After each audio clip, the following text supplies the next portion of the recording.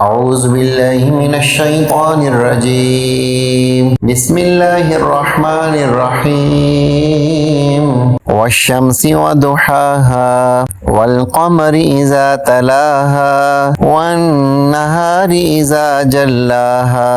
والليل إذا يغشاها والسماء وما بناها والأرض وما طحاها ونفس وما سواها فألهمها فجورها وتقواها قد أفلح من